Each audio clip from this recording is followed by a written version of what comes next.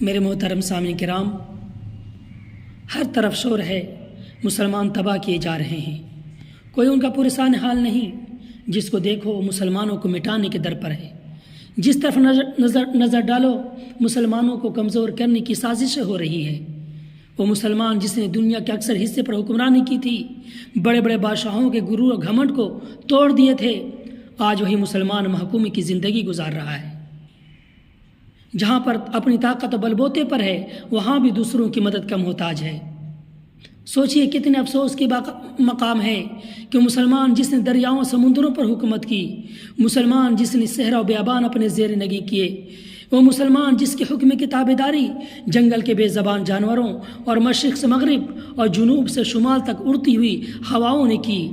ہاں وہی مسلمان آج حیران و پریشان، افسردہ و غمناک زندگی کے مقابلے میں بے بس و بے کس اور لاچار و مجبور نظر آ رہا ہے۔ آخر ایسا کیوں ہوا؟ مسلمانوں کو یہ دن کیوں دیکھنا پڑا؟ کیا وجہ ہے کہ جنہوں نے مسلمانوں کے عروج کو زوال سے، اقتدار کو محکومی سے، عزت کو ذلت سے بدل دیا؟ میرے بھائیوں، میرے نوجوانوں، آج ہم کو اپنے اندر تبدیلی پیدا کرنے کی ضرورت ہے، اپنے آپ کو بدلنے کی ضرورت ہے، اتنا بدلنے کی ضرورت ہے کہ ہمارے ساتھ ہمارے حالات بدل جائیں، ہمارے ماحول بدل جائیں۔ اللہ تعالیٰ قرآن پاک میں فرماتا ہے، ان اللہ لا یغیر ما بقوم حتی یغیروا ما بانفسہم۔ رب اس وقت تک اس قوم کی حالت نہیں بدلتے ہیں جب تک انسان خود بدلنے کی کوشش نہ کرے۔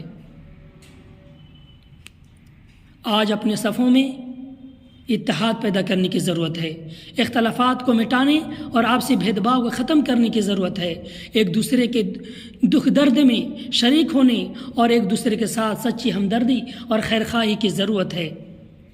جو آج ہم لوگ فرقہ بندیوں اور گروہ بندی میں جو ہم جکڑے ہوئے ہیں، اس کو توڑ دینے کی ضرورت ہے، اور اس کے بعد اللہ کے احکام کو مضبوطی سے پکڑ لینے کی ضرورت ہے۔ وَاعْتَصِمُوا بِحَبْلِ اللَّهِ جَمِيعًا وَلَا تَفَرَّقُوا وَاذْكُرُوا نِعْمَةَ اللَّهِ عَلَيْكُمْ إِذْ كُنْتُمْ أَعْدَاءً فَأَلَّفَ بَيْنَ قُلُوبِكُمْ فَأَصْبَحْتُمْ بِنِعْمَتِهِ إِخْوَانًا وَكُنْتُمْ عَلَى شَفَا حُفْرَةٍ مِّنَ النَّارِ فَأَنقَذَكُم مِّنْهَا كَذَلِكَ يُبَيِّنُ اللَّهُ لَكُمْ آيَاتِهِ لَعَلَّكُمْ تَهْتَدُونَ۔ اللہ کا فرمان ہے کہ تم سب اللہ کے احکام کو، یعنی اللہ کے رسی کو مضبوطی سے پکڑ لو اور آپس میں مت بٹو، اور اللہ کی اس نعمت کی یاد کرو کہ تم آپس میں دشمن تھے، اس نے تمہارے دلوں میں محبت پیدا کر دی، پس تم اللہ کی نعمت کی وجہ سے بھائی بھائی بن گئے، اور تم جہنم کے گڈھے کے کنارے پر تھے، پس تم کو اس سے بچا لیا۔ اللہ تعالیٰ ایسی تمہارے لیے نشانیوں کو بیان کرتا ہے تاکہ تم ہدایت پا جاؤ۔ عرب کے جس ماحول میں حضور صلی اللہ علیہ وسلم تشریف لائے تھے، اس میں کتنا اختلافات تھے، لوگ ایک دوسرے کے جانی دشمن تھے، خون کے پیاسے تھے، معمولی باتوں پر خون کی ندیاں بہہ جاتی تھی۔ خاندانی گروہی اختلافات مدت العمر چلتے رہتے تھے، قبیلہ کا، خاندان کا دشمن تھا، لیکن جب انہی جانی دشمنوں کو اسلام کی دولت ملی تو بھائی بن گئے، ذاتی دشمنی کو فراموش کر دیا، اور دینی بھائی ہونے کی وجہ سے ایک دوسرے کے ہمدرد اور خیرخواہ بن گئے۔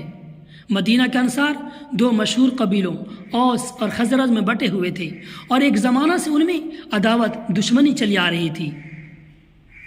اللہ نے ان کی دشمنی کے بارے میں قرآن میں ذکر کیا ہے، وَأَلَّفَ بَيْنَ قُلُوبِهِمْ لَوْ أَنفَقْتَ مَا فِي الْأَرْضِ جَمِيعًا مَا أَلَّفْتَ بَيْنَ قُلُوبِهِمْ وَلَكِنَّ اللَّهَ أَلَّفَ بَيْنَهُمْ إِنَّهُ عَزِيزٌ حَكِيمٌ۔ اللہ نے ان کی دلوں کے درمیان محبت پیدا کر دی۔